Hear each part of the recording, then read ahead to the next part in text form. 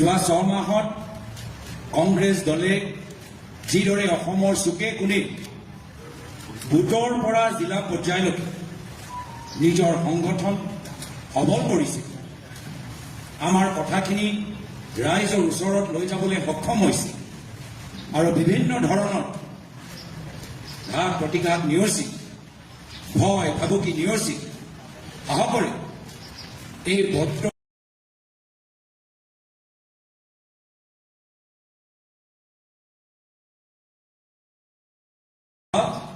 আমি যোৱা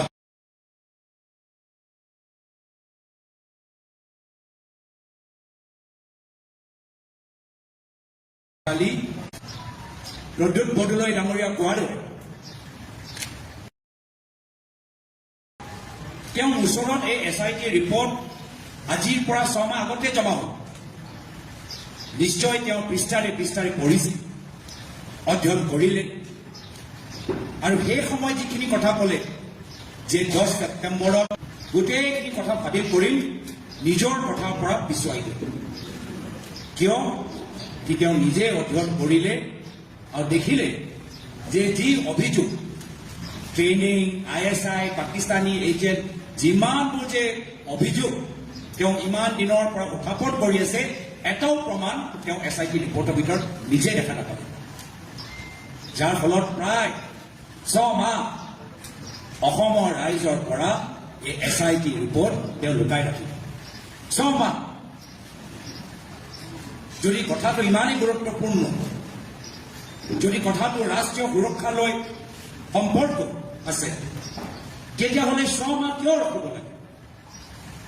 যদি ইমানেই ডাঙৰ কথা, যদি কেন্দ্ৰৰ চৰকাৰ আন্তঃৰাষ্ট্ৰীয় সন্থাৰ সহায় সহযোগ লাগে, তেতিয়া 6 মাহ এইখন ৰিপৰ্টৰ ওপৰত মুখ্যমন্ত্ৰীয়ে কিয় বহি আছে?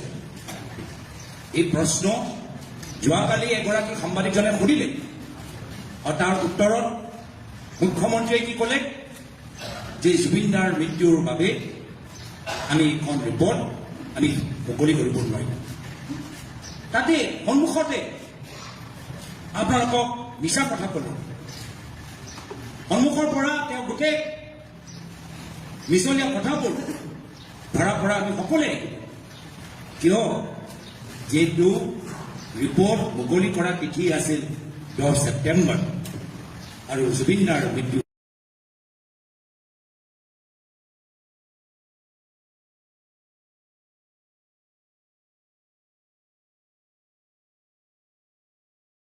কেন্দ্ৰৰ চৰকাৰৰ ৰেকৰ্ড। তাৰ কাৰণ হ'ল যে তেওঁ নিজে দেখিলে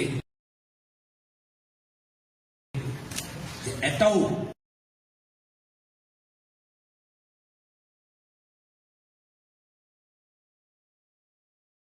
অভিযোগৰ প্ৰমাণ তেওঁলোকৰ ওচৰত নাই। আৰু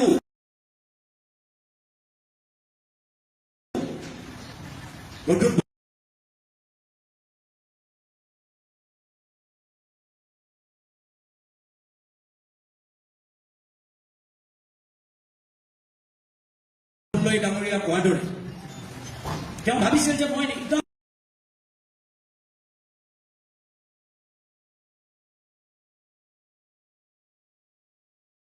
নিৰ্বাচনৰ শেষৰ ফালে এৰিম।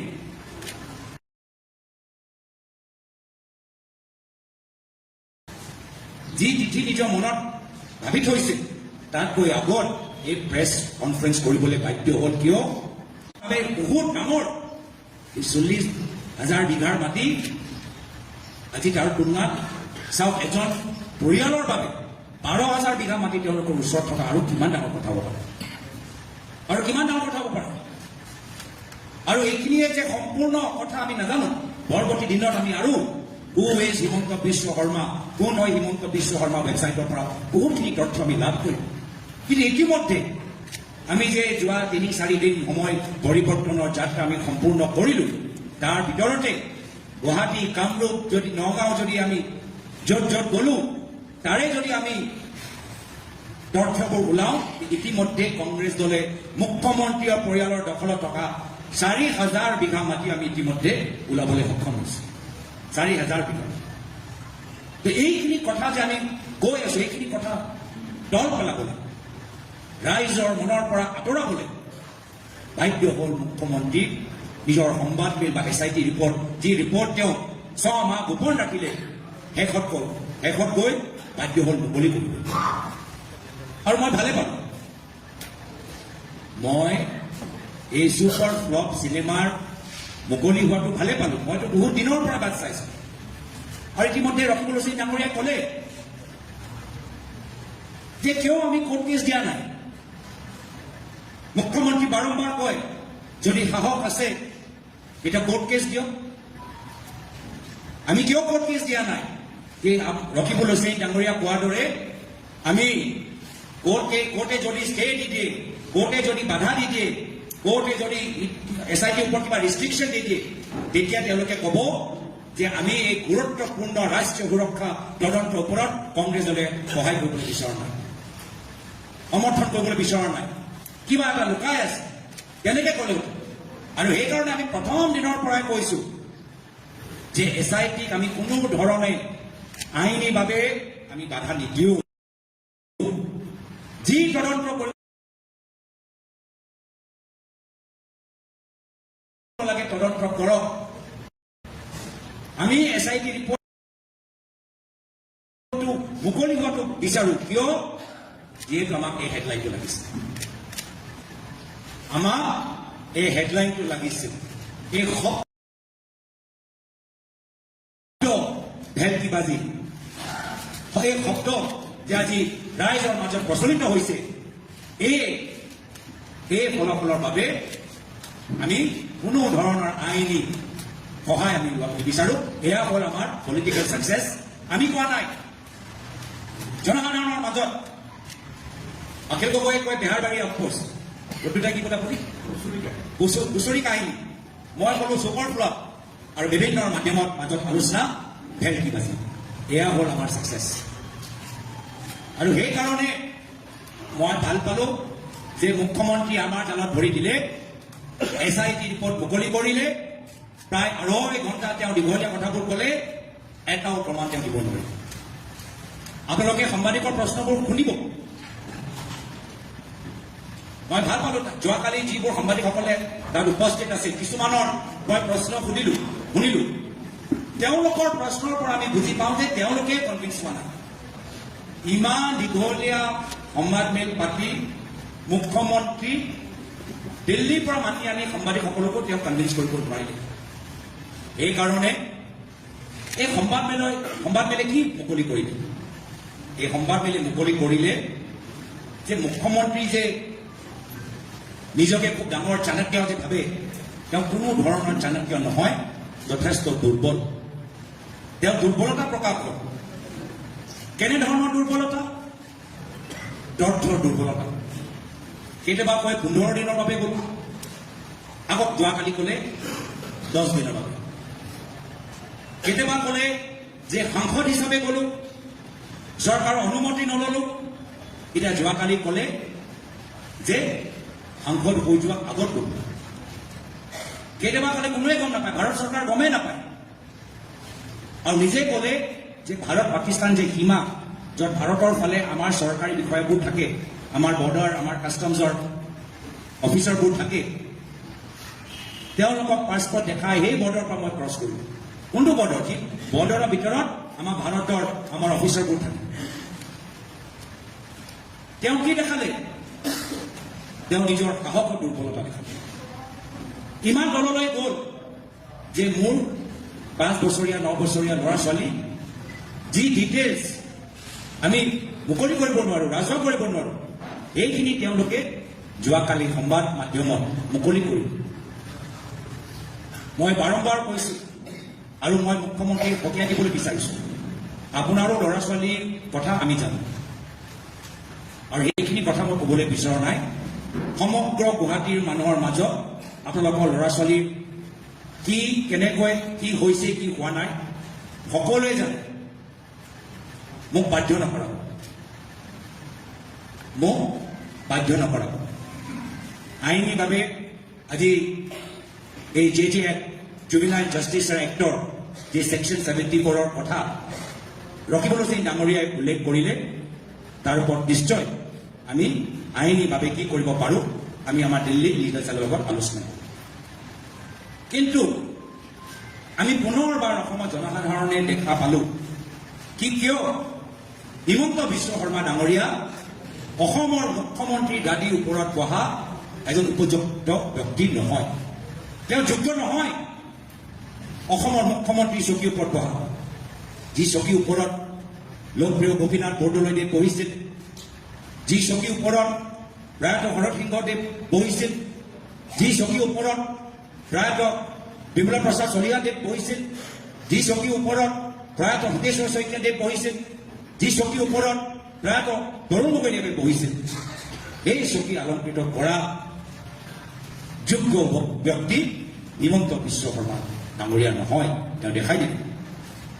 আজি বাৰম্বাৰ তেওঁলোকৰ কথা, বাৰম্বাৰ তেওঁলোকৰ ব্যৱহাৰ অসমৰ জনসাধাৰণক লজ্জিত কৰিছে। এটা ওপৰত এটা তেওঁলোকৰ ওপৰত সমগ্ৰ ভাৰতৰ ভিতৰত কেছ দিবলৈ মানুহবোৰ ওলাই আহিছে। কিয়? আজি যি ধৰণৰ কথাবোৰ এটা বিশেষ সমাজৰ প্ৰতি তেওঁ ব্যৱহাৰ কৰে, যি ধৰণৰ ছ'চিয়েল ভিডিঅ' তেওঁ নিজৰ টুইটাৰৰ যোগেদি প্ৰচাৰ কৰে, সম্পূৰ্ণভাৱে ইলিগেল, সম্পূৰ্ণভাৱে অপৰাধ, যাৰ ওপৰত সুপ্ৰিম কোৰ্ট, চিফ ছেক্ৰেটাৰী, ডিজিপিয়ে নিজে কগনিচেঞ্চ লৈ মতো এটা কেছ কৰিব লাগে। মুখ্যমন্ত্ৰীক মই দ্বিতীয়বাৰ সকীয়াই দিছোঁ যে মোৰ বিৰুদ্ধে ৰাজনৈতিকভাৱে হওক বা নিজৰ গুণ্ডা বাহিনীৰ জৰিয়তে হওক মোৰ ওপৰত যিমান আক্ৰমণ কৰিবলৈ বিচাৰে কৰক, সহ্য কৰাৰ তাকত মোৰ ওচৰত আছে।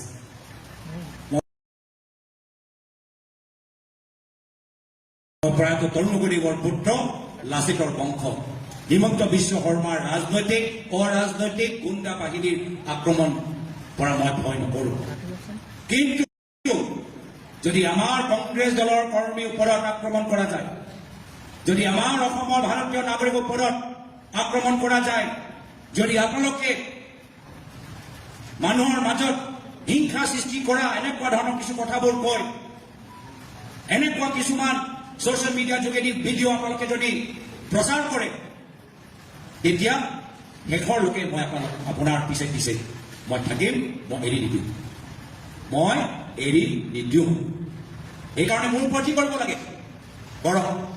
হ'ব পাৰে সেইকাৰণে আমাৰ পূৰ্বে যিমানবোৰ প্ৰদেশ কংগ্ৰেছৰ সভাপতিসকল আছিল, সকলোকে পুলিচৰ যি প্ৰটেকশ্যন দিব লাগে, যি নিয়ম বিৰোধী দলৰ সভাপতি হিচাপে সেইখিনি দিছে। কিন্তু মোৰ ক্ষেত্ৰত যেতিয়াৰ পৰা মই প্ৰদেশ কংগ্ৰেছ সভাপতি হৈছোঁ, সেই যি প্ৰটেকশ্যন মোৰ আগৰ প্ৰাক্তন সভাপতিসকলে পাইছে পুলিচৰ, মই পোৱা নাই। বহুতে কয় গৌৰৱ গগৈ প্ৰদেশ কংগ্ৰেছ সভাপতি সাৱধান হওক, সন্ধিয়া আপোনালোকে ওলাই নাযাব, ৰাতি আপোনালোকে বেছি বেছি ঘূৰা নঘূৰিব, আমি কিবা খবৰ পাইছোঁ, হ'ব পাৰে আপোনালোকৰ লগত পুলিচ নাই, ল'ৰাবোৰ লৈ যাওক। যিসকল আমাৰ শুভচিন্ত, যিসকলে এইখিনি কথা কৈছে, নিশ্চয় কিবা এটা ইংগিত পাইছে দিছপুৰৰ পৰা, নিশ্চয় কিবা বাতৰি তেওঁলোকৰ কাণত পৰিছে, আৰু সেইকাৰণে আমাৰ শুভচিন্তক হিচাপে আমাক এইখিনি কথা কৈছে।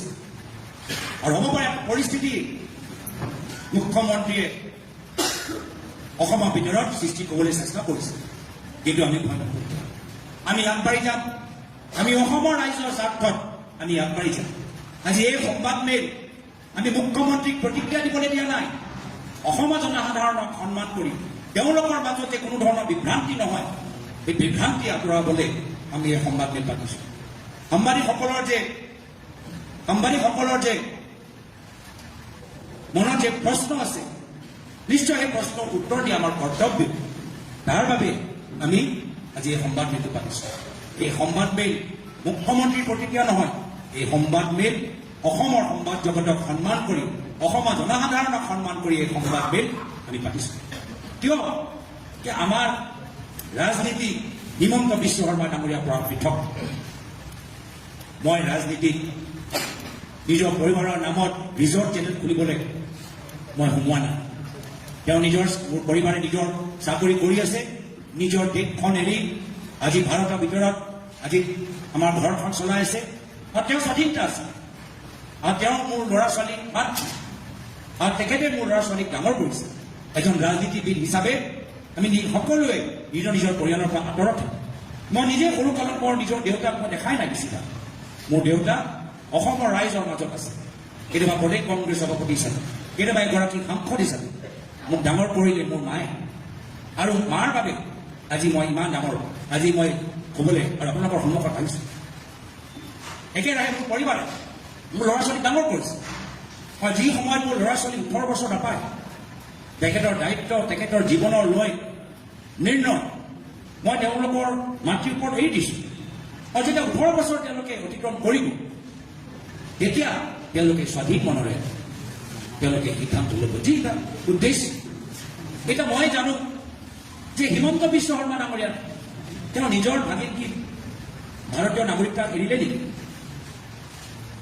মই জানো বিজেপি চৰকাৰৰ ভিতৰত উচ্চ স্তৰৰ মন্ত্ৰী উচ্চ স্তৰৰ চৰকাৰী বিষয়া মই নাম নলওঁ তেওঁলোকৰ ল'ৰা ছোৱালীবোৰ নিজৰ ইণ্ডিয়ান পাছপৰ্ট চাৰেণ্ডাৰ কৰিব ডাঙৰ ডাঙৰ পদত থকা বিজেপিৰ মন্ত্ৰী কিয় ইণ্ডিয়ান পাছপৰ্ট লৈ তেওঁলোকে উচিয়াই থাকিব পাৰিলে কিন্তু এই ধৰণৰ কথা আমি যাবলৈ নিবিচাৰোঁ কিন্তু মুখ্যমন্ত্ৰীয়ে এইখিনি কথা কৈছে এয়া হ'ল তেওঁলোকৰ আদৰ্শ মই মোৰ প্ৰয়াত পিতৃ তৰুণ গগৈদেৱৰ আদৰ্শ লৈ মই ৰাজনীতিত ভৰি দিছোঁ সম্পত্তিৰ বাবে নহয় ধনৰ বাবে নহয় হয় ক্ষমতা আমাক লাগে ৰাজনীতিত আমি ক্ষমতা বিচাৰিছোঁ কিন্তু কাৰ কাৰণে ব্যক্তিগত স্বাৰ্থৰ বাবে নহয় অসমৰ সমাজৰ ভিতৰত এটা ভাল প্ৰভাৱ পেলাবলৈ আমাক ক্ষমতা লাগে ক্ষমতা লাগে যে যি ৰাজনৈতিক পথৰে প্ৰায় তৰুণ গগৈদেৱে অসমৰ বিভিন্ন জনগোষ্ঠী জনজাতিক সন্মান প্ৰদান কৰিলে কোচ ৰাজবংশী আহোম মৰাণ মটক মিচিং চুতীয়া বঙালী ভোজপুৰী সকলোকে একে চকুৰে মৰম কৰিলে সেই আদৰ্শ লৈ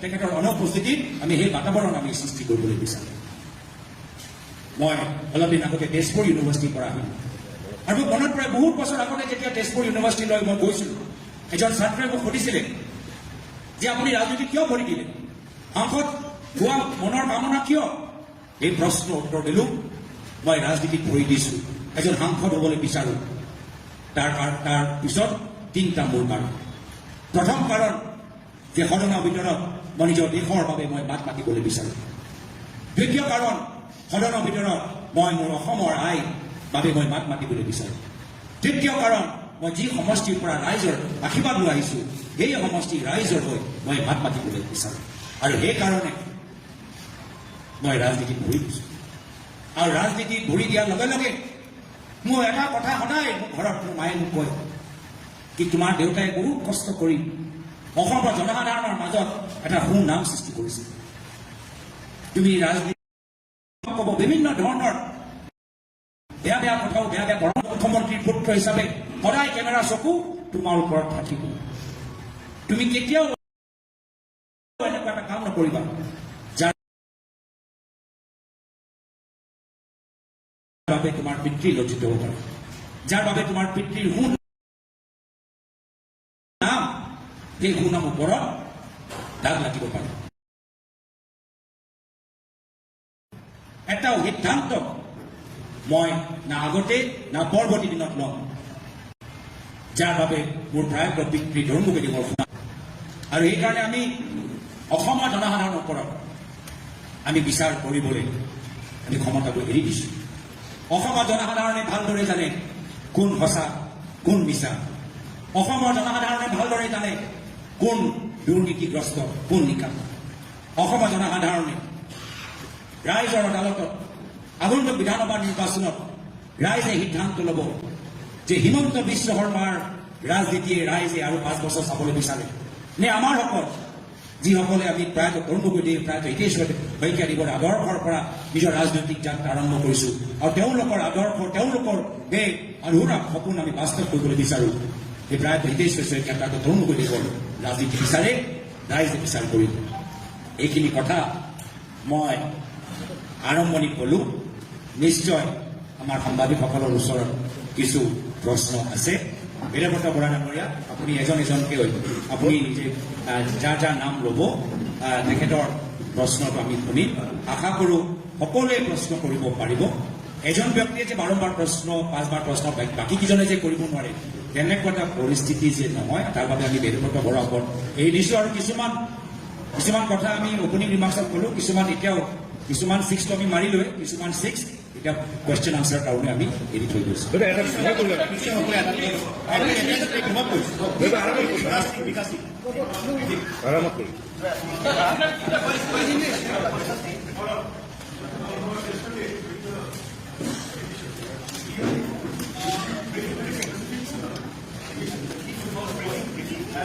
In your first term as Chief Minister, as MP, you asked certain questions which were distinctly related to defence and sensitive matters of India. He was basically pointing out how does this concern to an MP from a far-flung state like Assam. So he was just joining the dots like that you are helping someone by asking those questions.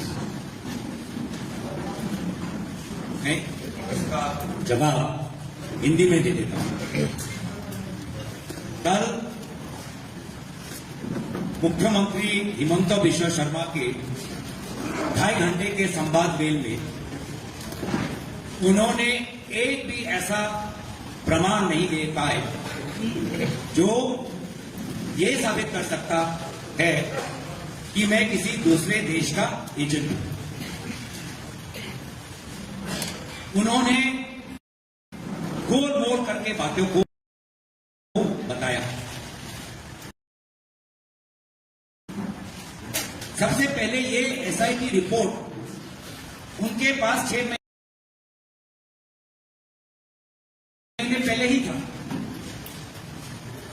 और वो पिछले साल लगभग कहते रहे कि 10 सितंबर को वो सारा रिपोर्ट देश के सामने रखेंगे और केंद्र सरकार को वो अपने रिकमेंडेशन भेजेंगे। तो अगर मामला राष्ट्रीय सुरक्षा का है तो हमारा सबसे पहला सवाल यह है कि मुख्यमंत्री पिछले 6 महीने से इस रिपोर्ट पर क्यों चुप थे। सितंबर में ही जब रिपोर्ट उनके पास आ गया था तभी इस रिपोर्ट का पर्दाफाश मीडिया के सामने क्यों नहीं किया, केंद्र सरकार को रिकमेंडेशन क्यों नहीं दी। इसका वजह सिर्फ यह है कि उन्होंने खुद उस रिपोर्ट को पढ़ा और देखा कि उनके द्वारा गठित एसआईटी में इतने महीनों के बाद भी कोई एक प्रमाण लाने में, कोई एक सबूत लाने में सफल नहीं हुई। पहले वो कहते थे कि 15 दिन के लिए हम पाकिस्तान गए, कल कहा 10 दिन। पहले तो ऐसे कहते थे कि हाल ही में पाकिस्तान गया और कल पता चला कि ये हाल की बात नहीं करे, आज से लगभग कितना 2013 14 कितना होगा 12 साल पहले की बात करें। पहले कहा कि सांसद होने के नाते आपको तो अनुमति लेना चाहिए था जाने से पहले। अब कहा कि नहीं, सांसद जब नहीं थे तब वो गए। पहले कहा किसी को इंतला न करके वो पाकिस्तान चले गए। अब कहा कि अटारी वाघा पर जो हमारी जो लैंड बॉर्डर पॉइंट है जहां पर इस तरफ सरकार के अफसर बैठे रहते हैं उनको पूरा सर्टिफिकेट दिखे, उस प्रक्रिया से, कानूनी प्रक्रिया से हम पार हुए। अब आते हैं उनके एक मूल सवाल पर जिसका उजागर आपने कहा। वो कहते हैं कि असम का एमपी देश के सदन में देश की सीमा को लेकर सवाल क्यों उठा रहा है। और मेरा सवाल यह है, क्यों ना उठाए। क्या असम का एमपी क्या देश के बारे में नहीं सोच सकता? क्या असम का एमपी अंतर्राष्ट्रीय मामले पर भारत की क्या विदेश नीति होनी चाहिए, क्या इस पर हमारा विचार नहीं हो सकता? क्या हम असम के एमपी, क्या हम देश के राजनीति के बारे में, देश की सुरक्षा के बारे में हमारे पास कोई जानकारी नहीं, कोई ज्ञान नहीं कि हम सवाल न पूछे? ये उनकी और उनके बीजेपी के सांसदों की मानसिकता हो सकती है, लेकिन हमारा कर्तव्य है, जो मैंने पहले भी कहा कि आज से बहुत साल पहले जब एक तेजपुर यूनिवर्सिटी के छात्र ने मुझसे पूछा कि आप सांसद क्यों बनना चाहते हैं, तो मैंने कहा कि सांसद बनने के पीछे मेरे 3 कारण हैं कि पहले मैं सदन के अंदर अपने देश की आवाज उठाऊं, दूसरा, मैं अपने असम प्रदेश की आवाज उठाऊंगा। तीसरा, जिन लोगों ने मुझे चुना मैं उनकी आवाज उठाऊंगा। और ये भी हो सकता है, मैं चाहूंगा कि वो थोड़ा पढ़ ले कि जो सवाल का जिक्र वो कर रहे हैं वो सवाल दूसरे दलों के सांसदों ने भी उठाया है। एनसीपी पार्टी के एक सांसद ने भी वो सवाल उठाया है। सिर्फ अकेला कांग्रेस का सांसद नहीं, एक एनसीपी के सांसद ने भी यह सवाल उठाया है और वो शायद वो एनसीपी का सांसद अब बीजेपी में शामिल हो गया। ये जानना चाहिए। और कुछ मैं उनको जानकारी दे देता हूं कि अगर लोकसभा सेक्रेटेरिएट को ऐसा लगता है कि ये जो सवाल है नाजायज है, ये जो सवाल है इसकी खुलासा हम सदन के अंदर नहीं कर सकते, तो पूरे प्रश्नों को ही रद्द कर देते। लोकसभार একটা নিয়ম আছে कि যেতিয়া এজন সাংসদে প্ৰশ্ন এডভান্সত দিয়ে, অধিৱেশন আৰম্ভ হৈ যোৱা আগতে যেতিয়া প্ৰশ্নবোৰ আমি এডভান্স নটিচ দিওঁ, লোকসভা সেক্ৰেটাৰীয়ে অফিচাৰবোৰ চাই কি এই প্ৰশ্নৰ উত্তৰ আমি দিব পাৰোঁ নে নোৱাৰোঁ।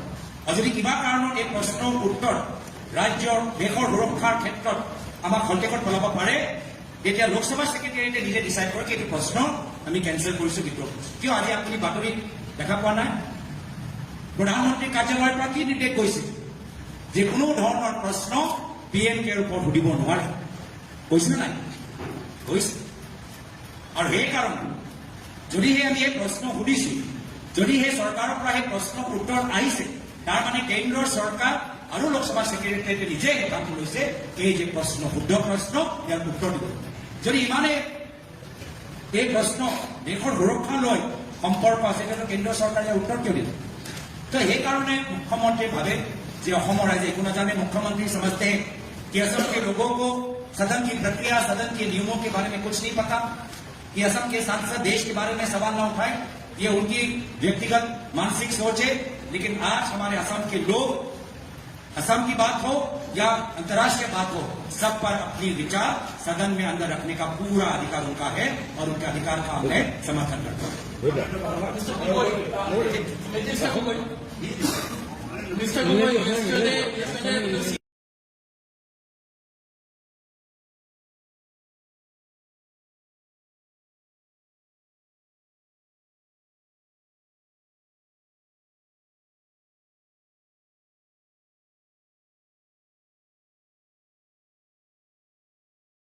Minister presented us some documents where it is clearly indicated that you independent visit to Pakistan.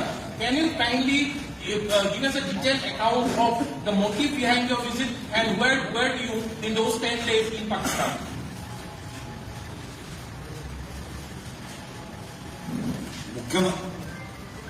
मुख्यमंत्री ने ऐसा कोई बात नहीं कहा।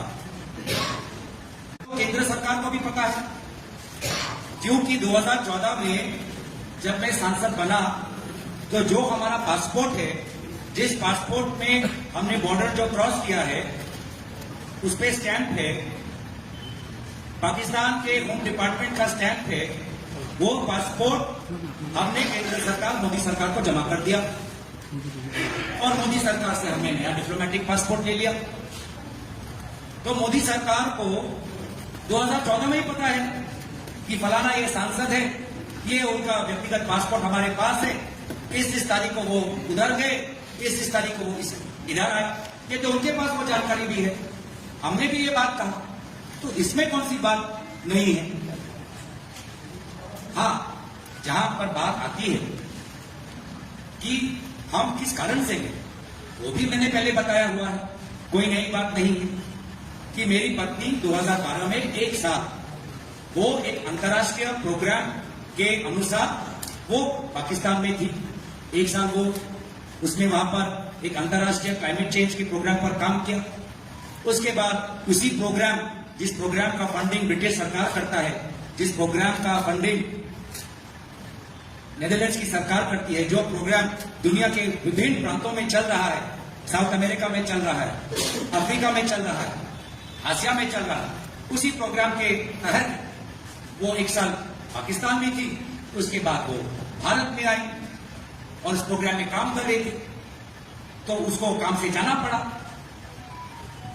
मैं उनका शौहर, मैं उनका पति, मैं भी उनके साथ गया।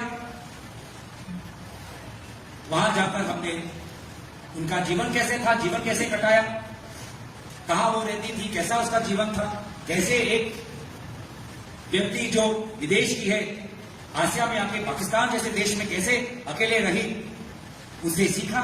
वो किस बाजार में जाती थी, किस पार्क में टहलती थी, कहां वो खाना खाती थी, कहां वो कपड़े खरीदती थी, वो हमने देखा। तकसीला जो हमारा प्राचीन, हमारा सिविलाइजेशन का जो एक आर्कियोलॉजिकल वंडर है, तकसीला हमने।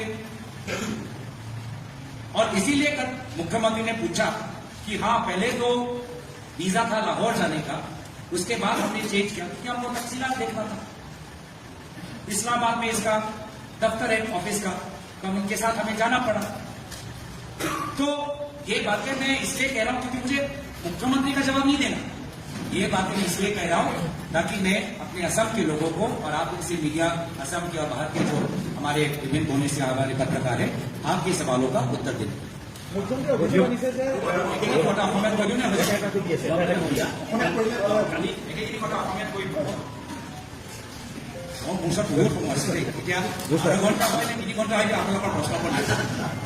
নিজৰ বৈশিষ্ট্য আমি সামৰিলো। এতিয়া আমাৰ ধৈৰ্য আছে, গোটেই দিন যদি প্ৰশ্ন দিবলৈ বিচাৰে আমাৰতো এতিয়া মই অসমীয়াটো কৈ দিব লাগে গুৰুত্বপূৰ্ণ কথা যে প্ৰশ্ন সদনৰ ভিতৰত আমি কিছু প্ৰশ্ন উত্থাপন কৰিলো যে আমাক সুধিব নালাগিছিল। মুখ্যমন্ত্ৰীয়ে ক'লে যে অসমৰ পৰা এজন সাংসদে দেশৰ সীমা সুৰক্ষা লৈ কিয় প্ৰশ্ন কৰিব লাগে, কিয় নকৰো? কি অসমৰ মানুহ কি দেশৰ সীমা সুৰক্ষাৰ বাবে একো নাজানে নেকি? কি অসমৰ মানুহ কি দেশৰ বিদেশ নীতিৰ ওপৰত আমাৰ ৰায় দিব নোৱাৰো নেকি? কি আমি মাত্ৰ আমি নিজৰ অসমলৈ আমি সীমিত হৈ থাকিম নেকি? আমাৰ ৰাষ্ট্ৰীয় ৰাজনীতি, আন্তঃৰাষ্ট্ৰীয় ৰাজনীতিৰ ওপৰত আমাৰ ৰায় থাকিব নোৱাৰে নেকি? আমাৰ জ্ঞান নাই নেকি? আমাৰ বুদ্ধি নাই নেকি? কিয় নকৰো? নিশ্চয় আমাৰ সুধিম, আমাৰ ৰায় আছে। আৰু লোকসভাৰ ভিতৰত নিয়ম আছে কি যদি প্ৰশ্ন এনেকুৱা এটা চেঞ্চিটিভ প্ৰশ্ন যাৰ উত্তৰ আমি দিব নোৱাৰো, তেওঁলোকে এই প্ৰশ্নটো ৰদ কৰিব পাৰে। আৰু তাৰ উদাহৰণ আপোনালোকে দেখিছে, আজি বাতৰিত ওলাইছে যে প্ৰধানমন্ত্ৰীৰ কাৰ্যালয়ৰ পৰা লোকসভালৈ নিৰ্দেশ দিছে যে প্ৰধানমন্ত্ৰী কেইখনৰ ওপৰত প্ৰশ্ন নকৰিব, কিয় নকৰিব? কিন্তু নিৰ্দেশ কৰিছে। আৰু যি প্ৰশ্ন আমি উত্থাপন কৰিছো সেই প্ৰশ্নবোৰ বেলেগ দলৰ সাংসদজনেও উত্থাপন কৰিছে। সেই প্ৰশ্ন লোকসভা ছেক্ৰেটেৰিয়েটে অধ্যয়ন কৰিছে, দেখিছে এইটো প্ৰশ্ন শুদ্ধ আৰু এই প্ৰশ্ন উত্তৰো কেন্দ্ৰ চৰকাৰে দিলে। তো কেন্দ্ৰ চৰকাৰৰ আপত্তি নাই আৰু মুখ্যমন্ত্ৰীৰ আপত্তি হৈছে। দ্বিতীয় কথা হ'ল যে আমাৰ মুখ্যমন্ত্ৰীয়ে জানিবলৈ বিচাৰে যে মই পাকিস্তানত গৈ 10 দিন কি কৰিম। মইতো এইখিনি কথা আগতো কৈছো কি মোৰ পৰিবাৰে প্ৰায় 1 বছৰ পাকিস্তানত কাম কৰিছিল। আমাৰ নতুন নতুন বিয়া হ'ল, কামত তেওঁ পাকিস্তান গ'ল। মই তেখেতৰ লগত যাব নোৱাৰো নেকি? মই অকলে যাবলৈ দিম? মই তেখেতৰ লগত গৈছো চাবলৈ, কেনেদৰে আছিলা, ক'ত গৈছিলা, কেনেদৰে থাকিলা। অকলে এজন বাহিৰৰ পৰা, ইউৰোপৰ পৰা অহা, ইউকেৰ পৰা অহা, পাকিস্তান যেনেকুৱা দেশত কেনেদৰে তুমি 1 বছৰ কাটিলা, ময়ো জানিবলৈ বিচাৰো। ক'ত থাকিলা, ক'ত তোমাৰ বজাৰ, ক'ত তোমাৰ পাৰ্ক, ক'ত তুমি দোকান কৰা, দোকানৰ পৰা বস্তুখিনি কিনা।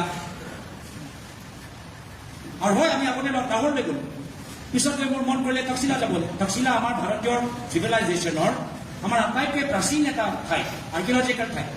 মোৰ মন কৰিলে তকচিলা যাবলৈ। আৰু নিয়ম অনুসৰি আমি যদি বেলেগ ঠাইলৈ যাবলৈ বিচাৰো, এইটো এটা নিয়ম দেই যে পাকিস্তানৰ পৰা কোনোবা ইয়াত আহিলে বা ইয়াৰ পৰা যদি কোনোবা পাকিস্তানলৈ গ'লে ক'ত ক'ত যাবা তুমি আগতে কৈ দিব লাগিব। আমি যেনেকৈ ইয়াৰ পৰা থাইলেণ্ডলৈ যাওঁ, এটা ভিজা হ'লেই হ'ল আৰু গোটেই থাইলেণ্ড ভ্ৰমণ কৰিব পাৰোঁ, এইটো নিয়ম ইয়াত নহয়। কোনোবা পাকিস্তানৰ পৰা ভাৰত আহিলে ক'ব লাগিব কোনখন চহৰলৈ যাবা, চহৰ হিচাপে পাৰ্মিশ্যন ল'ব লাগিব। আৰু একেৰাহে আমি যেতিয়া তালৈ যাওঁ, আমি চহৰ হিচাপে ক'ব লাগিব যে কোনটো চহৰত আমি থাকিম। প্ৰথম লাহোৰ, পিছত মন কৰিলে তকচিলা। ইছলামাবাদত তাই কাম কৰিলে, অফিচ তাত আছে। গ'লো মই তেখেতৰ লগত, বিচাৰিলোঁ অনুমতি। গোটেইখিনি তথ্যটো যেতিয়া আমি ঘূৰি আহিলোঁ, সাংসদ হ'লোঁ, সেই পাছপৰ্টৰ ডিটেইলছটো আমি মোদী চৰকাৰক দি দিলোঁ। মোদী চৰকাৰটো নিজে ষ্টেম্পবোৰ চোৱা নাই নেকি যে ক'ত ক'ত গৈছে? 2014 গম পাই গ'ল। মোদী চৰকাৰটো কোনো আপত্তি নাই, মোদী চৰকাৰটো কোনো প্ৰশ্ন নাই। আৰু এটা কথা, এই যে যোৱাকালি মুখ্যমন্ত্ৰীয়ে যে সুধি আছে ক'ত গ'ল, 10 দিন ক'ত গ'ল, আমাক জনাব লাগিব। আপুনি বুজি পাওক ইমান চিৰিয়াছ SIT SIT-য়ে এবাৰো মোৰ ওচৰত আহি এই প্ৰশ্নটো নুসুধিলে।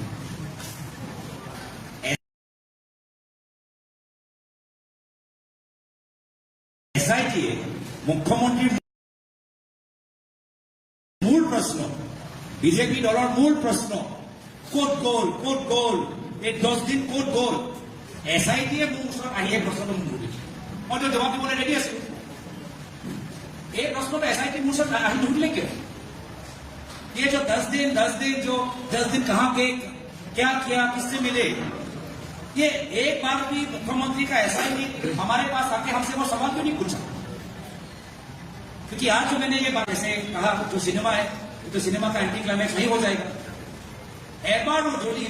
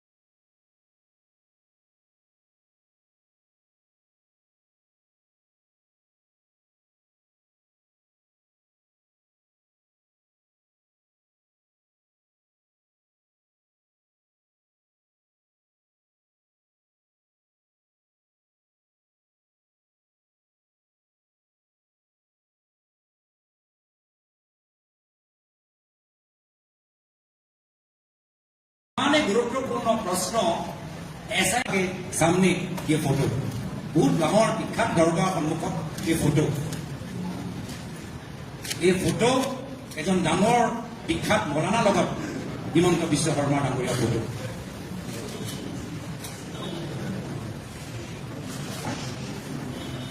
এই ফটো কথা তেখেতক সুধিব, মই আশা কৰোঁ যে আপোনালোকে ভালদৰে কেপচাৰ কৰিলে।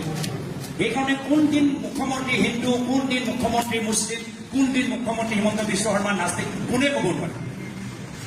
যেতিয়া কংগ্ৰেছত আছিলে তেতিয়া মুছলিমৰ তেজ তেওঁ গুজৰাটৰ পাইপত দেখা পাইছিল, আৰু এতিয়া যেতিয়া বিজেপিত সোমালে এতিয়া তেওঁ এনেকুৱা ভিডিঅ' বনাইছে যে মুছলিম ওপৰত জেন'চাইড হওক, তেনেকুৱা এটা সাম্প্ৰদায়িক ভিডিঅ' তেওঁলোকে প্ৰচলিত কৰিছে।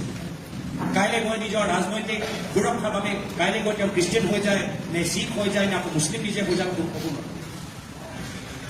কংগ্ৰেছ দিনৰ একদম সেকুলাৰ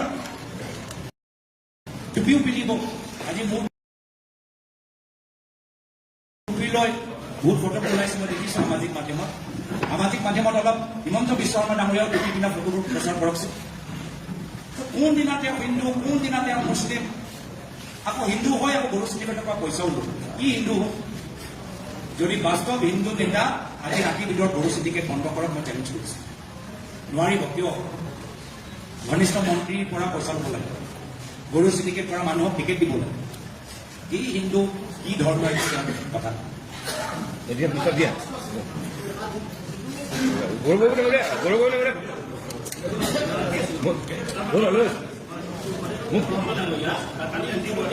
বৰ্তমান আপোনাৰ এতিয়াও পাকিস্তানৰ পৰা দৰমহা লৈ আছে, এতিয়াও বেংক একাউণ্ট সক্ৰিয় হৈ আছে, আৰু যেতিয়া ভাৰততো কাম কৰিছিলে তেতিয়াও কিন্তু তেওঁ পাকিস্তানৰ পৰাই দৰমহা লৈ আছে।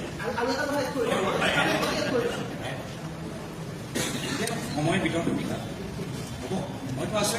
আৰু এঘণ্টা কৰিবলৈ বিচাৰা বা ৰেকৰ্ড ভংগ কৰিবলৈ বিচাৰে, একো আপত্তি নাই। চব আপোনালোকৰ আমি একদম লোকতান্ত্ৰিক দল, আপোনালোকৰ ওপৰত আমি আপোনালোকক আমনি দিম। পুনৰবাৰ পিছলীয়া কথা, বৰ্তমানৰ সময়ত বেংক একাউণ্ট পাকিস্তানত নাই, কিয় থাকিব? পাকিস্তানত এতিয়া এই সময়ত গোটেই বেংক একাউণ্টবোৰ বন্ধ কৰি মোৰ পৰিবাৰে পাকিস্তান এৰি ভাৰত ওলাইছে। সেই সময়ত যি সময়ত পাকিস্তানৰ আছিলে তেতিয়া বেংক একাউণ্ট লাগে দোকানৰ পৰা বস্তু কিনিবলৈ। আৰু যেতিয়া পাকিস্তানক এৰিলে বেংক একাউণ্ট বন্ধ কৰি আহিল আৰু এটা অভিযোগ তেওঁ ওলাইছে যে এনেকুৱা যেন হৈছে যে একদম মানে পাকিস্তানৰ পৰা পইচা তেওঁ নিজৰ ব্যক্তিগত এমাউণ্টত জমা হৈছে এইটো নহয় প্ৰথম এই গোটেই প্ৰগ্ৰামটো হ'ল এটা আন্তঃৰাষ্ট্ৰীয় প্ৰগ্ৰাম যি প্ৰগ্ৰাম আফ্ৰিকা দক্ষিণ আমেৰিকা আৰু এছিয়াত বিভিন্ন দেশৰ ভিতৰত চলি আছে ইনভাইৰমেণ্টৰ ওপৰত এনেকুৱা ধৰণৰ বহুত হয় আমাৰ স্পৰ্ট কি কয় বহুত ধৰণৰ এনেকুৱা এনজিঅ'বোৰ থাকে যে শিক্ষা ক্ষেত্ৰত এছিয়ান ডেভেলপমেণ্ট বেংক ৱৰ্ল্ড বেংকৰ প্ৰজেক্ট আজি অসমৰ ভিতৰত হৈ আছে এছিয়ান ডেভেলপমেণ্টৰ প্ৰজেক্টটো আজি অসমৰ ভিতৰত কাজিৰঙাত হৈ আছে তো একেৰাহে এনেকুৱা এটা ইণ্টাৰনেশ্যনেল প্ৰগ্ৰাম যাৰ পইচা কোনো পাকিস্তানৰ পইচা নহয় আন্তঃৰাষ্ট্ৰীয় সেই চৰকাৰ যি তেওঁলোকৰ ফাণ্ডাৰ তেওঁলোকৰ পইচা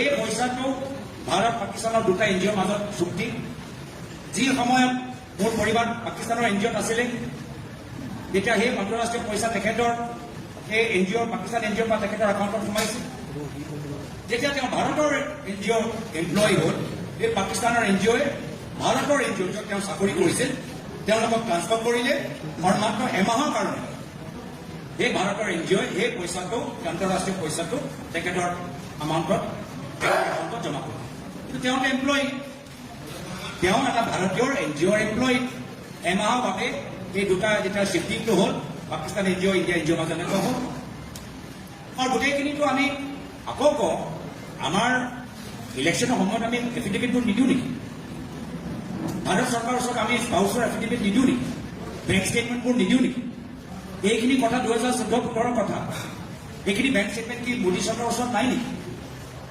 পাকিস্তানৰ পৰা কাম পাইছে কি যে মানে যেতিয়া মানে টায়াৰ যেতিয়া পাংচাৰ হৈ গ'ল একদম মানে হাবাত থুচিবলৈ চেষ্টা কৰি আছে মুখ্যমন্ত্ৰী কৰি আছে কিন্তু তথ্যটো থাকিব লাগিব যুক্তিটো থাকিব লাগিব বেছটো থাকিব লাগিব গোটেই কাহিনী লাইট কথাটো থাকিব লাগিব নাথাকিলে তেখেতৰ কোৱাৰ দৰে সাংবাদিকে 2-3টা প্ৰশ্ন কৰিলে গোটেই মুখ্যমন্ত্ৰী চেহেৰাটো পলাব একদম মানে মই যেতিয়া প্ৰথম 2-3টা প্ৰশ্ন যেতিয়া শুনিলোঁ তেতিয়াই গম পালোঁ যে সাংবাদিকসকলো কনভিন্স হোৱা নাই মুখ্যমন্ত্ৰীৰ কথাবোৰ তেওঁ চেহেৰাবোৰ চাই গম পাব যে তেওঁ অলপ মানে সংঘাত হৈছে ভাল পোৱা নাই ইমান কষ্ট কৰি টিপিটি দুজন সাংবাদিকৰ লগত আগতীয়াকৈ আলোচনা কৰি গোটেইখিনি কৰিলে তথাপিও যে প্ৰভাৱ নেপেলালে তাৰপিছত কি হ'ল হেডলাইনটো কি হ'ল আমাৰ চেহেৰাবোৰ চাইছে অলপ কাম ওলাইছে হাঁহি মুখে আপোনালোকৰ প্ৰশ্ন উত্তৰ দিছে গৌৰৱ ডাঙৰীয়া মুখ্যমন্ত্ৰীয়ে যিকেইটা অভিযোগ আনিছিল তাৰ ভিতৰত আটাইতকৈ গুৰুত্বপূৰ্ণ অভিযোগটো হ'ল এনেকুৱা যে আপোনাৰ পৰিয়ালে IBৰ গোপন ৰিপৰ্ট তেওঁ পাকিস্তানক যোগাৰ কৰিছিল বা প্ৰকৃতিৰ চেকত যোগান কৰিছিল লগতে আপুনি যেতিয়া লাহোৰৰ পৰা কৰাচী বা ইছলামাবাদ গৈছিল তেতিয়া পাকিস্তানৰ ইণ্টেৰিয়ৰ মিনিষ্ট্ৰীৰ আগত তেওঁলোকৰ নিমন্ত্ৰণ ক্ৰমে গৈছিল তেনেকুৱা আৰু ভিছা ৰিজিম শিথিল কৰা হৈছিল আৰু লগতে FCRও উলংঘন কৰা হৈছিল এই কেইটামান অভিযোগ মুখ্যমন্ত্ৰীয়ে দাঙি ধৰিছিল কি ক'ব এই বিষয়ে প্ৰথমটো হ'ল আজি মিডিয়া বাতৰিত এটা এই SIT ৰিপৰ্টৰ এটা পৃষ্ঠা বাতিল হৈছে য'ত কোৱা হৈছে যে মোৰ পৰিবাৰে নিজৰ কামৰ ক্ষেত্ৰত এটা গোপন IB ৰিপৰ্ট ইমেইল যোগেদি অফিচৰ ইমেইল যোগেদি পঠাইছে আপোনালোকে চাব এই ৰিপৰ্টটো তাৰ ৰিপৰ্টৰ উল্লেখ সাংবাদিকসকলে সংবাদ জগতত নিজে প্ৰচলিত যি কথা চৰকাৰৰ কেতিয়াবা IB বা চৰকাৰৰ কিছুমান অফিচাৰে মিডিয়া ষ্টৰী দিয়ে মিডিয়া ষ্টৰীৰ পৰা আধাৰিত তেওঁ নিজৰ কামৰ কাৰণে সেই ইণ্টাৰনেশ্যনেল প্ৰগ্ৰাম এই প্ৰগ্ৰামৰ ভিতৰত বিভিন্ন ৰিকুৱাৰমেণ্ট থাকে জানিবলৈ বিচাৰে তোমালোকে প্ৰেছ ৰিলিজবোৰ চাই দেশৰ কি চৰকাৰৰ পৰা কি তেওঁলোকৰ ৰায় চৰকাৰে বিভিন্ন বিষয়ৰ ওপৰত কি ৰায় প্ৰকাশ কৰিছে মিডিয়াত কি প্ৰকাশ কৰিছে মিডিয়া প্ৰকাশ কৰা ৰায়বোৰহে মোৰ পৰিবাৰে তাত দিছে এতিয়া যি পৃষ্ঠা মই চালোঁ সেই পৃষ্ঠাটো ইণ্ডিয়ান এক্সপ্ৰেছৰ এটা ষ্টৰীতে সেই কথাটো উল্লেখিত ইণ্ডিয়ান এক্সপ্ৰেছৰ আধাৰিত ভিতৰত এই কথাবোৰ উল্লেখিত যি প্ৰেছৰ ভিতৰত প্ৰকাশিত কথাবোৰ আছে বাতৰিবোৰ আছে য'ত চৰকাৰে নিজৰ ৰায় স্পষ্টীকৰণ দিয়ে নিজৰ স্থিতি স্পষ্টীকৰণ দিয়ে কেতিয়াবা চৰকাৰে অফিচিয়েলি অনঅফিচিয়েলি কোড দিয়ে এইখিনি ভিত্তিতে এইখিনি তেওঁলোকে বিভিন্ন কামৰ ৰিকুৱাৰমেণ্টৰ বাবে নিজৰ এনালিচিছবোৰ দিয়ে। গৌৰৱ গগৈৰে প্ৰদীপ বৰদলৈ আৰম্ভণিতে কৈছে যে অকলশৰীয়া বাকীও গৈছিল, নদীও গৈছিল, আপুনিও গৈছিল, কিন্তু 2013 চনত আপুনি সাংসদো নাছিলে। পাকিস্তানৰ ইণ্টেৰিয়ৰ মিনিষ্ট্ৰীৰ ষ্টাম্প আপোনাৰ য'ত লাগি আছে, বিশেষ ব্যক্তিক বিশেষ কাৰণত দিয়া হয়। গতিকে আপুনি কি ভিত্তিত পাৰে? এই সময়ত যদি আপুনি এজন সাংসদো নাছিল। পাকিস্তানে ভাৰতীয় মানুহ নাযায় নেকি? নহয় এইটো যিটো ইণ্টেৰিয়ৰ মিনিষ্ট্ৰীৰ ষ্টাম্পটো মই আপোনাক তৰ্ক বিতৰ্ক কৰা নাই, মই আপোনাৰ প্ৰশ্নৰ উত্তৰটো দি আছোঁ আৰু উত্তৰটো মোক সম্পূৰ্ণ কৰিবলৈ দিয়ক। তাৰপিছত যদি কিবা প্ৰশ্ন থাকে মোৰ আপত্তি। প্ৰত্যেক বছৰ পাকিস্তানলৈ মানুহবোৰ যায়, সেই লোকবোৰ যায়, নাগৰিকবোৰ যায়, ধৰ্মীয় অনুষ্ঠানলৈ যাবলৈ, শিখ অনুষ্ঠানলৈ যাবলৈ যায়, ৰিচাৰ্চ কৰিবলৈ যায়, মিটিং কৰিবলৈ যায়। তেওঁলোকে কেনেকৈ যায়?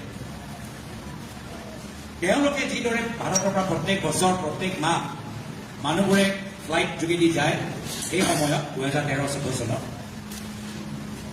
যেনেকৈ বেপাৰীসকল যায়, এক্সপৰ্টাৰবোৰ যায়, ট্ৰেড যায়, গুডছবোৰ যায়, যি নিয়ম সাধাৰণ ভাৰতীয় নাগৰিকে পালন কৰি যায়, সেই একে নিয়ম পালন কৰি মই কৈছোঁ। আৰু নিয়ম মতে মই আগতেও কৈছোঁ যে তাত গ'লে কোনটো চহৰত যাব তাত অনুমতি ল'ব লাগে।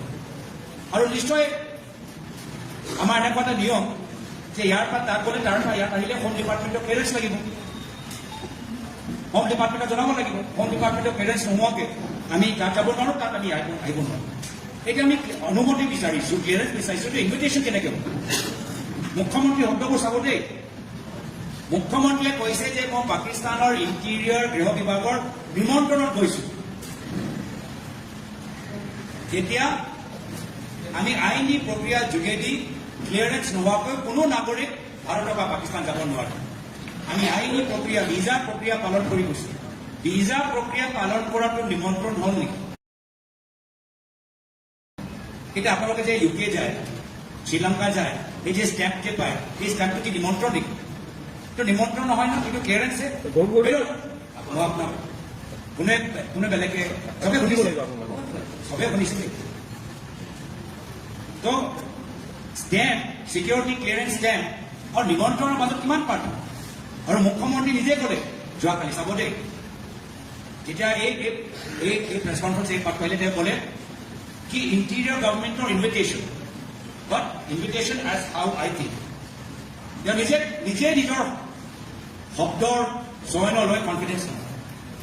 যেতিয়া ইনভিটেশ্যন শব্দটো ডাঙৰ তেওঁলোকৰ এইটোতো হ'ল খেল। ইনভিটেশ্যন কি invitation?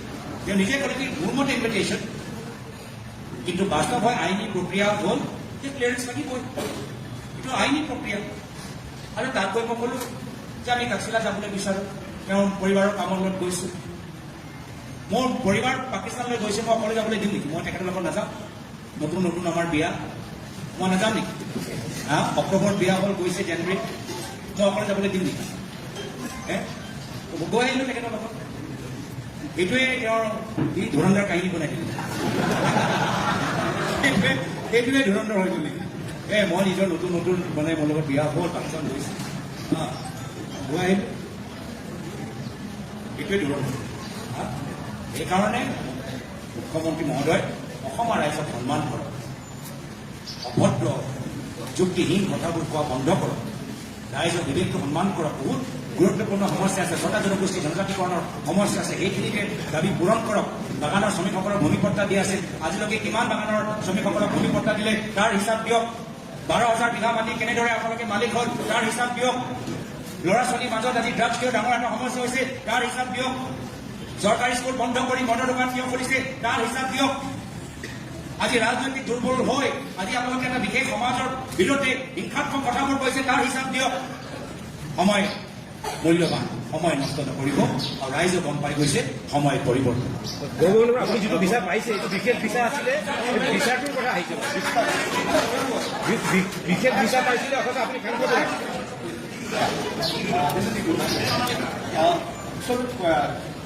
Yesterday, especially, all the documents submitted to the site, we have done Ali Tokir said, have you ever met someone, whether it's India or Pakistan, Ali Tokir said, or do you think that during this period, your 10 days stay in Pakistan, or your wife that she is working for Lead India or Lead Pakistan, she gives certain documents. Do you think that is there any kind of sensitive information related to Indian internet security or international? Or one more point he mentioned, she has mentioned in her report, low risk, low visibility. What do you say?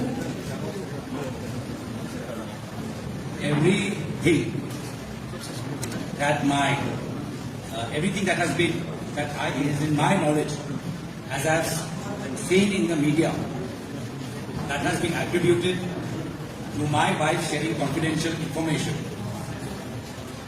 Those allegations are absolutely false, baseless, and bogus.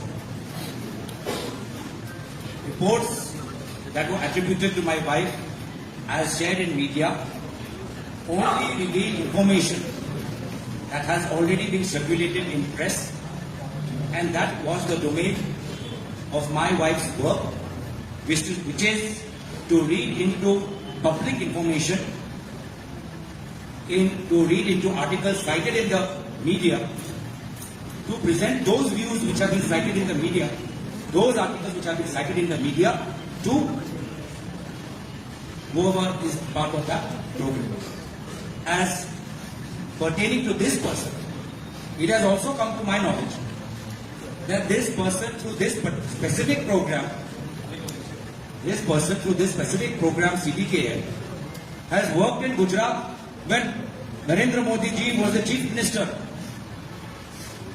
Now I also want to know, has the SIT interviewed those people in the government of Shri Narendra Modi ji when he was Chief Minister as to whether they had met him or not met him? What has come in media information that the British High Commission also has met with this person. So has the SIT met them also? And all these questions that you're asking, can you imagine? The SIT has never once approached me and asked me these questions. Such important questions that Chief Minister was raising, his own constituted SIT did not deem it important to come to me and ask me those questions. I would have happily answered these questions.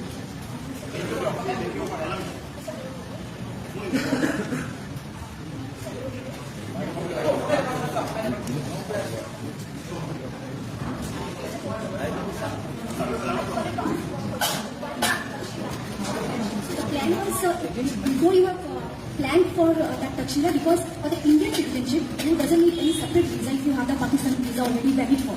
So, did you plan for the Takshila before visiting Pakistan, or like after going to Pakistan you have planned for Takshila? And regarding the social media post, CM have clearly mentioned that for the 10 days you were silent on social media. So, what do you say on this?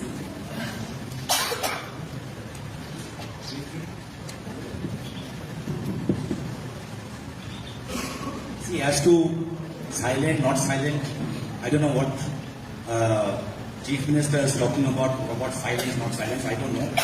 I also would like him to break his silence on this photo.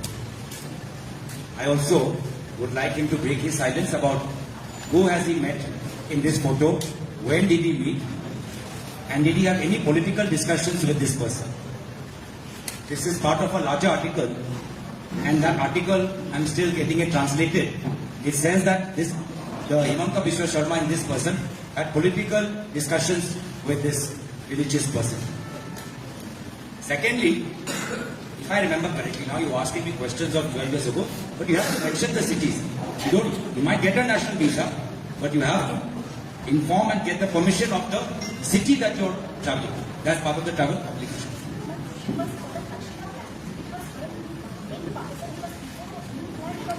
No, after. I just said, after. I have gone only because I have married my wife 3 months before. She's going to Pakistan. I mean, it's my duty as a husband to accompany. But it is also being said that you abandoned the visa when in Pakistan, which is regularly not possible for any Indian citizen to get the visa amended when you are in Pakistan. What is visa amendment?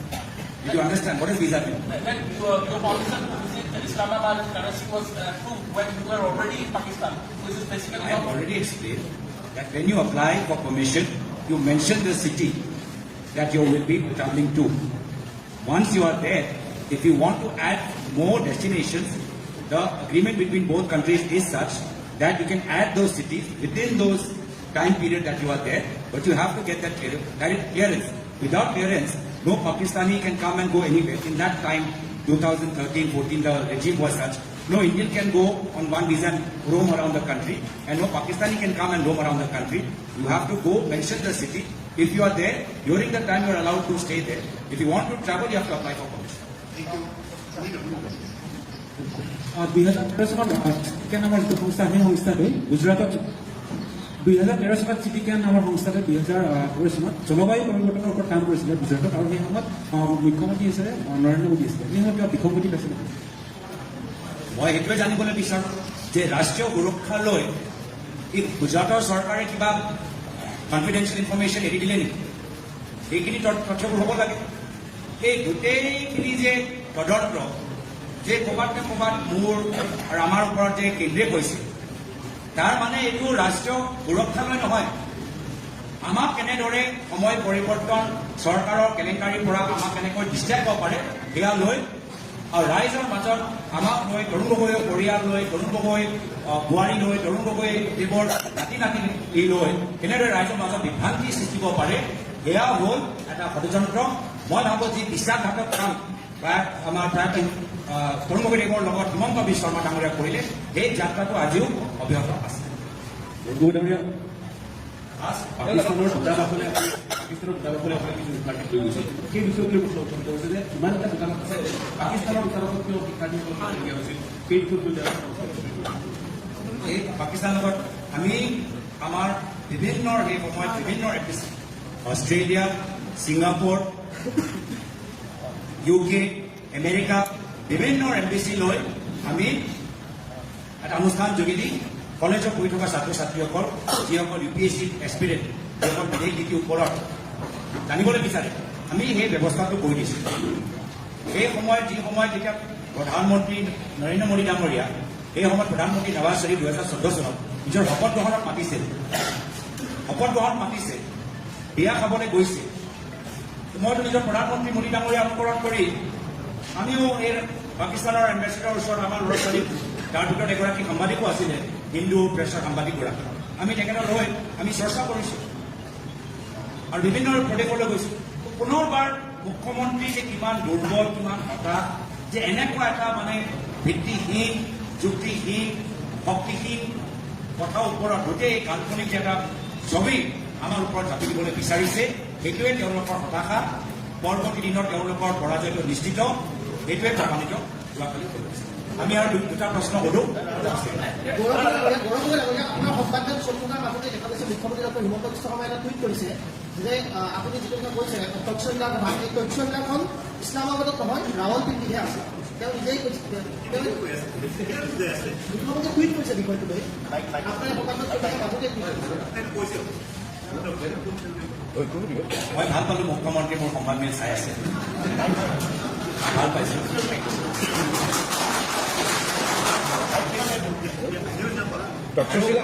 Takshashila আমাৰ Indus civilisation, আমাৰ ভাৰতীয় চিভিলাইজেশ্যনৰ, আমাৰ যে তাৰ পৰা আমাৰ ভাৰতীয় civilisation গোটেই পৃথিৱীত আটাইতকৈ পুৰণি চিভিলাইজেশ্যন, সেই আৰ্কিঅলজিকেল চাইট লৈ গৈছোঁ। সেয়া অলপ তেখেতৰ আপত্তি হৈছিলে। মই কি কওঁ, লাহোৰ আৰু ইছলামাবাদ দেখালে তাৰপিছত ৰাৱলপিণ্ডি গ'ল, তক্ষশিলা ৰাৱলপিণ্ডিত আছে। আপুনি আৰু এখন চহৰলৈ গ'ল, আপুনি লাহোৰ আৰু তাত তক্ষশিলাত আমাৰ চাণক্যও তাত আছিলে, ৰাৱলপিণ্ডিত আছে, আৰু এখন চহৰলৈ গ'ল মানে। মই সেইটোৱে কৈছোঁ। ইছলামাবাদ পৰা কিমান দূৰ চাই লওক, ইছলামাবাদ পৰা কিমান দূৰ চাই লওক, সেইটো মই চাই লওক, আপোনালোকে চাই লওক। সেইটো আমি গৈ এনেকৈ ঘূৰি আহিছোঁ, চাই লওক। আৰু আপুনি নিজে কৈছে বেলেগ বেলেগ চহৰলৈ যাবৰ কাৰণে বেলেগ বেলেগ ভিছা কৰিবৰ কাৰণে সোধা হৈছে, আৰু এখন চহৰলৈ সেইটোৱে কথা, গুৰুত্বপূৰ্ণ কথা। সেইকাৰণে আমি কৈছোঁ যে আমাৰ ইছলামাবাদ আৰু লাহোৰ, তেওঁ মাজে মাজে কাৰাচিও কৈ দিছে। এটা সময়তো এই কোনোবা এজন বিজেপি বিধায়ক হিমন্ত বিশ্ব শৰ্মা ঘনিষ্ঠ এটাতো পুৰা আইডেণ্টিটি চাপি দিলে বাৰু, ইয়াত ব্ৰেকফাষ্ট, তাত ISI, তাত তেওঁলোকৰ লাঞ্চ, তাৰপিছত ডিলিট কৰি দিলে।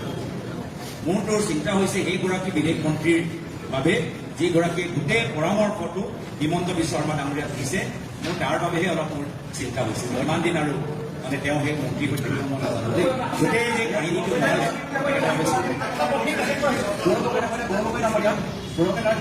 মুখ্যমন্ত্ৰীয়ে এটা ইংগিত দিছিলে যে ক'ৰবাত আপুনি ব্লেকমেইলৰ সন্মুখীন হৈছিল ব্লেকমেইলৰ সন্মুখীন হৈ পাকিস্তানত গৈছিল 10 দিন পাকিস্তানত আছিল আৰু সেইখিনি সময়ত আপুনি কিছুমান গ্ৰুপত কিছুমান কাম কৰিব লগা হৈছিল আৰু সেই গোটেই বিষয়টোৰ লগত ক'ৰবাত নহয় ক'ৰবাত ব্লেকমেইলিং জড়িত আছে আৰু হয়তো পাকিস্তানে আপোনাৰ সেই সকলোবোৰ গোপন বৈঠক ৰেকৰ্ডিং কৰি ৰাখিছে আপুনি অসমৰ মুখ্যমন্ত্ৰীয়ে দেশৰ প্ৰধানমন্ত্ৰী হ'লে আপোনাৰ পৰৱৰ্তী ব্লেকমেইলিং কৰি পাকিস্তানকে ভাল ধুৰন্ধৰ সন্মান প্ৰমাণ দিব পাৰিম অভিযোগটো আমিও দিব পাৰোঁ প্ৰমাণ কি দিম এই চাই কি প্ৰমাণ দিছে সেইটো ভাল তেওঁ ধুৰন্ধৰ বনাইছে হয়তো অভিযোগ প্ৰমাণটো কি দিম সেইটোৱে কৈছে আপোনাৰ ঠিকেই ক'লে প্ৰয়াত তৰুণদেৱৰ গোটেই পৰিয়ালৰ ইমেজ তেওঁ ৰাইজৰ মাজত খন্তেকত পেলাব বিচাৰিছে কিন্তু অসমৰ জনসাধাৰণৰ মৰম প্ৰয়াত তৰুণদেৱৰ প্ৰতি শ্ৰদ্ধা আমাৰ বাবে আমাৰ সুৰক্ষা কৱচ এই মুখ্যমন্ত্ৰীয়ে যিমানে চেষ্টা কৰি আছে 1% আমাক ক্ষতি কৰিব নোৱাৰে প্ৰয়াত তৰুণদেৱৰ পুত্ৰ লাচিত বৰফুকনৰ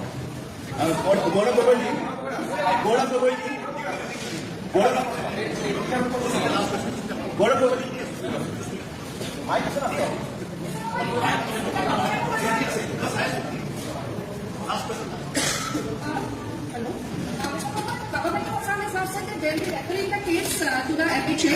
So how do you think, how seriously the central government will take it forward? Should we expect some concrete results? Because you are saying that they don't have any reports.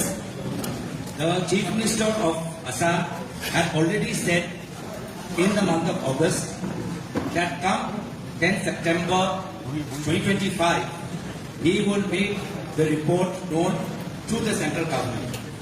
It has been 6 months. He himself has not deemed it important to send the report in September to the central government for further investigation. He himself waited for 6 months on a matter that he calls it national security, but he himself chooses to wait for 6 months on the false pretext that late Zubin Garg had passed away. But people of Assam know that this report was available to him prior to Zubin Garg's death. Zubin Garg passed away on 19th. This report was with him. There is a photo of the SIT team handing the report to the Chief Minister prior to the 10th September. He himself has not taken the necessary action for the past 6 months. Therefore, which shows that he himself has found that there is nothing conclusive to prove his wild, bogus, baseless, ridiculous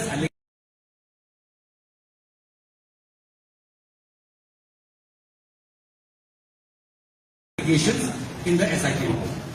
Mr. Gogoi.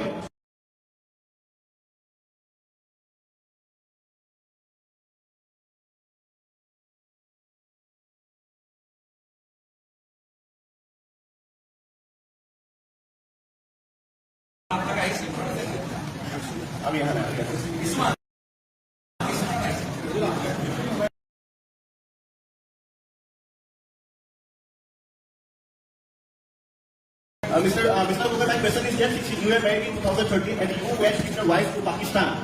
So that she doesn't face any problem. So that she doesn't feel newlywed. With Mr. Ali Toki. What we have to say?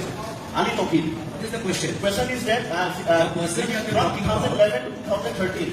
Yes, for a part of that international program is still running, and that same international program, that CDKM, has gone and worked in Gujarat when Shri Narendra Modi ji was the Chief Minister. Now, can we then say that the Gujarat government was in cahoots with this said Pakistani individual and was taking action detrimental to national security? Why Gujarat government getting clean sheet and my wife not?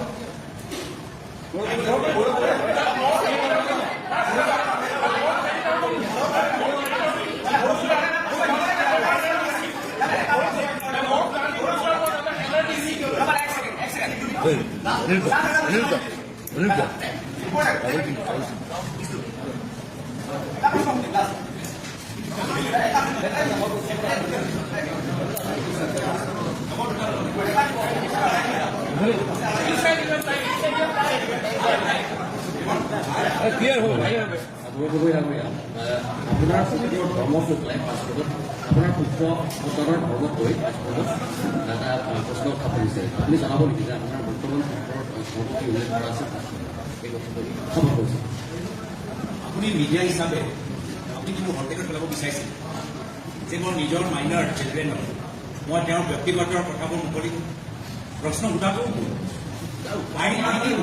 আইন বিৰুদ্ধে তেওঁ কি কাম কৰিছে আইন বিৰুদ্ধে মাইনাৰ children 9 বছৰীয়া 5 বছৰীয়া মাইনাৰ চিলড্ৰেনৰ প্ৰাইভেট ইনফৰমেশ্যন তেওঁৰ ওপৰত কিমান কেছ হ'বলৈ গৈছে মই জানো এটাটো হেড স্পীড দিলে তাৰপিছত সেই ভিডিঅ'টো তাৰ ওপৰত দি তেওঁ নিজে এডিট কৰিবলৈ বাধ্য এইটোৱে প্ৰমাণ যে তেওঁ অসমৰ বাহিৰৰ কোনো প্ৰদেশৰ মুখ্যমন্ত্ৰী চকীত বহা যোগ্য নহয় যে নিজে বাৰম্বাৰ দিনে দিনে অপৰাধ কৰে যে নিজে বাৰম্বাৰ আইনৰ উলংঘ কৰে তেওঁ ৰাইজক কি শিকাব আৰু তেওঁ খালি এটাই কথা শিকাইছে যে কেনেদৰে নিজৰ পৰিবাৰৰ নামত মাটি সম্পত্তি ল'ব পাৰে এতিয়া তেওঁকহে চাই তেওঁলোকৰ ঘনিষ্ঠ মন্ত্ৰী বিধায়ক সেই এইখিনি কাম কৰিছে সকলোৱে নিজৰ পৰিবাৰৰ নামত ক'ৰবাত গৰু কিনিছে ক'ৰবাত মাটি লৈছে ক'ৰবাত মহিলা সমিতি মাটি দখল কৰিছে এই গোটেই মডেলটো পৰিবাৰক ইউজ কৰি এই গোটেই মডেলটো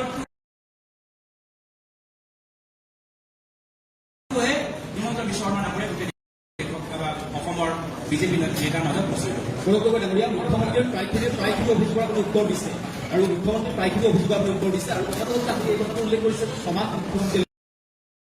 উল্লেখ কৰিছে সেই কথাখিনি মই 10 ছেপ্টেম্বৰ